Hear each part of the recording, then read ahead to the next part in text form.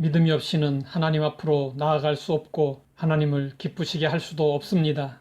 성도들은 믿음으로 살아야 합니다. 그러면 믿음은 무엇일까요? 성경은 믿음을 이렇게 정의하고 있습니다. 믿음은 바라는 것들의 실상이요 보이지 않는 것들의 증거니 선진들이 이로써 증거를 얻었느니라.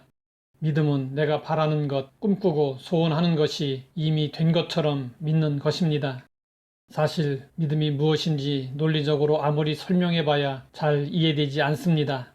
그러므로 성경은 논리적으로 설명하지 않고 믿음의 선진들의 삶을 통해서 믿음이 무엇인지 보여주었습니다.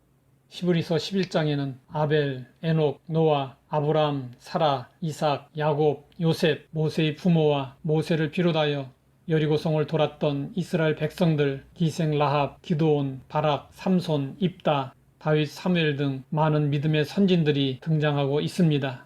이들의 삶은 세상 사람들의 눈으로는 도무지 이해가 되지 않습니다.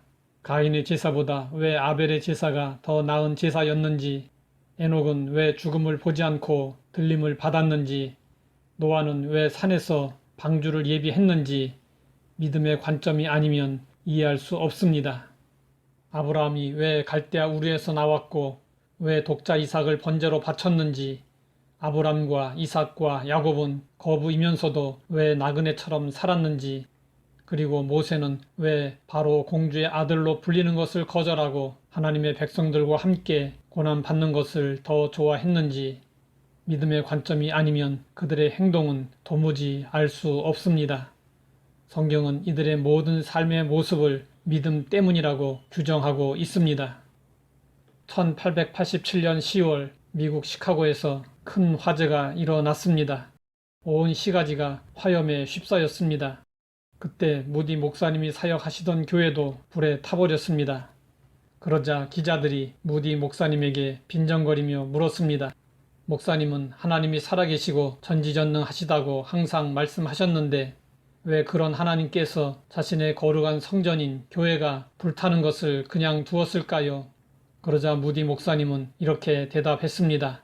나는 오래전부터 하나님께 큰 교회를 달라고 기도해 왔습니다. 그 기도의 응답으로 지금 교회가 불타고 있는 것입니다.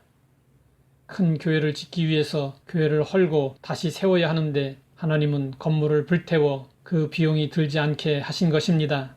이 말을 들은 기자들은 어이가 없었습니다. 기자들이 무디 목사님에게 다시 물었습니다. 그러면 그 큰 교회를 세울 수 있는 돈은 가지고 있습니까? 무디 목사님은 옆구리에 끼고 있던 낡은 성경책을 내놓으면서 대답했습니다. 나는 돈을 가지고 나오지는 못했지만 하나님의 금고인 성경책을 가지고 나왔습니다. 그러므로 여러분은 얼마 안 가서 불에 탄 교회보다 더 큰 교회를 보게 될 것입니다. 얼마 후 무디 목사님은 믿음의 근거에서 선포한 그대로 불에 탄 교회보다 훨씬 크고 아름다운 교회를 짓게 되었습니다. 영국의 시인 데니소는 믿음에 대해서 이렇게 말했습니다. 믿음은 최악 가운데서 최선을 엿본다.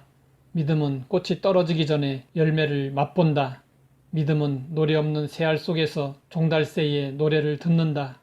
믿음은 신기루 하고 탄식하는 곳에서 샘터를 찾는다. 믿음은 바라는 것들의 실상이요 보이지 않는 것들의 증거입니다. 눈에 보이는 것이 없고 귀에 들리는 것이 없고 손에 잡히는 것이 없을지라도 바라는 것을 믿음으로 마음에 품으면 그것은 머지않아 현실로 다가오게 됩니다. 하나님은 우리가 그 믿음을 가지고 믿음의 역사를 나타내기 원하십니다. 하나님 아버지, 믿음이 무엇인지 알게 하시니 감사합니다. 믿음의 선진들을 본받아 우리도 온전히 믿음으로 살게 하옵소서. 예수님의 이름으로 기도드립니다.